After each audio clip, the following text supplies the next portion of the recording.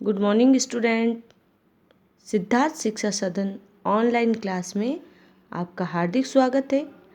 आज हम lesson first पर्यावरण में पारितंत्र के बारे में अध्ययन करेंगे।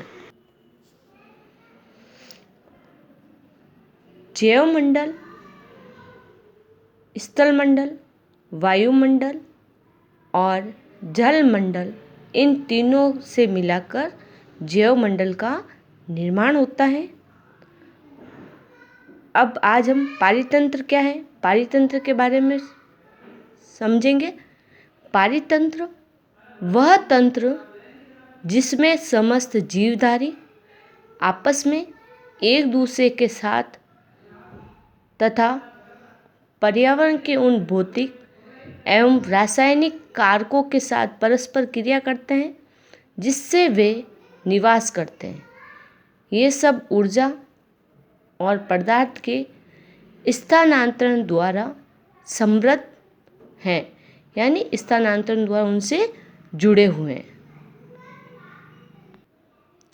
जैसे कि इसमें बताया गया है कि पारितंत्र, जैसे इसमें एक उदाहरण के रूप में बताया गया है कि रवि की कक्षा के एक एनसीसी कैंप में जैसे ने आश्चर्य से कहा कि कितनी मूसलाधार वर्षा हो रही है, इससे मुझे अपना केरल याद आ गया। तुम सबको आकर देखना चाहिए कैसे हरे भरे खेतों एवं नारियल के बागानों में लगातार बारिश होती रहती है। तभी जैसलमेर केरल में अधिक बारिश होती है। तभी जैसलमेर में रहने वाले हीरा ने आश्चर्य से कहा, हमारे यहाँ वर्षा तो होती नहीं, यानी जैसलमेर रेगिस्तानी इलाका है, इसके कारण वहाँ बारिश बहुत ही कम होती है और वहाँ पर दूर दूर तक केवल कीकर और रेत ही नज़र आती है और वहाँ पर ऊंट भी देखे जा सकते हैं। जैसे कि बच्चों, आप सभी को पता है कि विश्व पर्यावरण दिवस 5 जून को मनाया जाता है। सभी पेड़ पौधे, जीव जंतु एवं मानव अपने आसपास के पर्यावरण पर आश्रित रहते हैं, यानी मनुष्य, जीव जंतु, पेड़ पौधे सभी अपने आसपास के पर्यावरण पर आधारित रहते हैं। वे एक दूसरे पर ही आश्रित हैं। जीवधारियों का आपसी एवं अपने आसपास के पर्यावरण के बीच का संबंध ही पारितंत्र का निर्माण करता है, यानी अपने आसपास के पर्यावरण के बीच का जो संबंध है जिससे पारितंत्र का निर्माण होता है। अधिक वर्षा वाले वन, घास स्थल, रेगिस्तान, पर्वत, झील, नदी, महासागर एवं छोटे से ताल का भी एक पारितंत्र हो सकता है।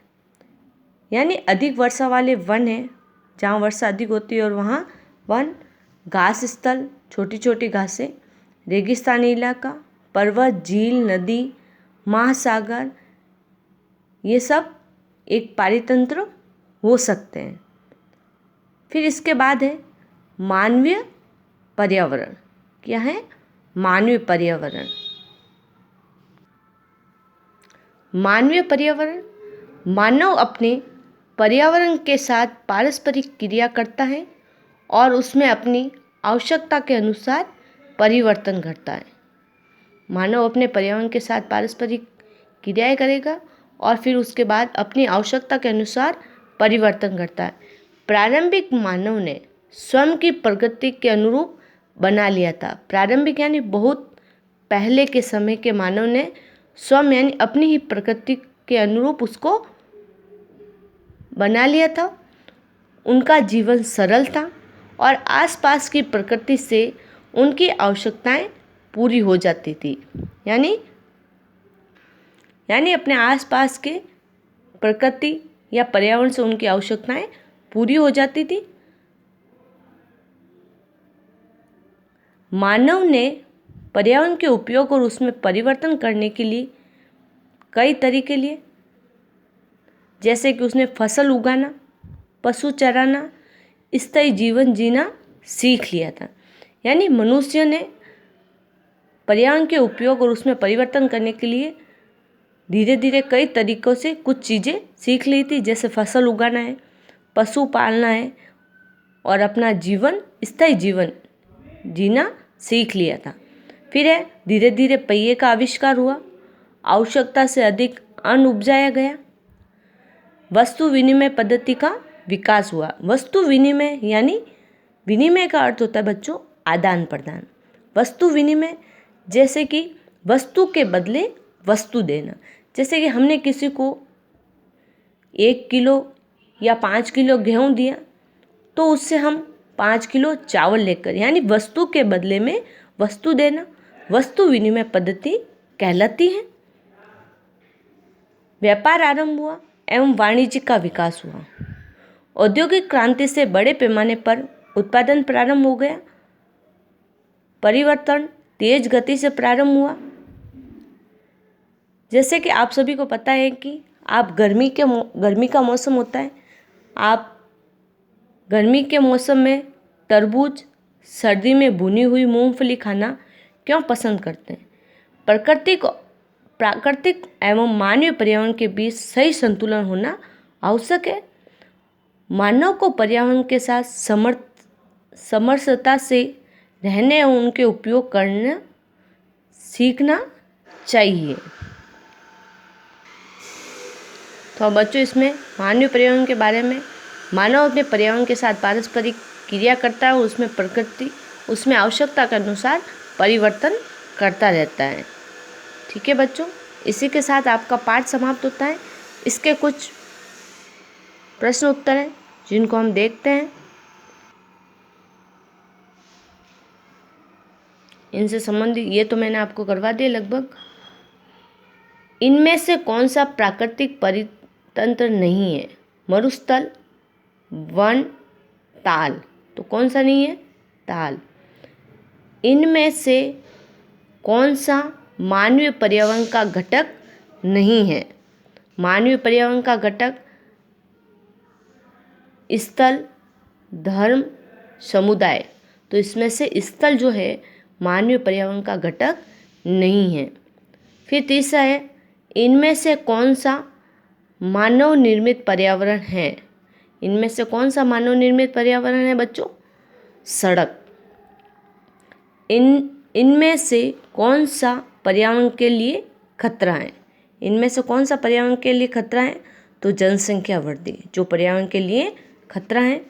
फिर नीचे दे रखा है, निम्नलिखित स्तंभों को मिलाकर सही जोड़े बनाइए।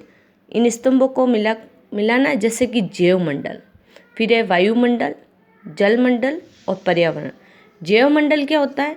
वह संकीर्ण क्षेत्र जहाँ स्थल, जल एवं वायु पारस्परिक क्रिया करते हैं, वह क्या कहलाता है? जैवमंडल कहलाता है। फिर है वायुमंडल, पृथ्वी को घेरने वाली वायु की चादर, ये कहलाती है वायुमंडल। जलमंडल जो जलीय क्षेत्र है। पर्यावरण हमारे आसपास का क्षेत्र, हमारे आसपास का क्षेत्र क्या कहलाएगा बच्चों? पर्यावरण कहलाएगा। क्या कहलाएगा? पर्यावरण। तो बच्चों हमने इस पाठ में पर्यावरण का अर्थ समझा, फिर पर्यावरण के घटक के बारे में। पर्यावरण के घटक कौन कौन से हैं? पर्यावरण के घटक प्राकृतिक पर्यावरण घटक, मानव निर्मित पर्यावरण घटक, मानव पर्यावरण घटक। ठीक है बच्चों, फिर उसके बाद में हमने प्राकृतिक पर्यावरण के बारे में अध्ययन किया था। प्राकृतिक पर्यावरण भूमि, जल, वायु, पेड़ पौधे एवं जीव जंतु मिलकर प्राकृतिक पर्यावरण बनाते हैं।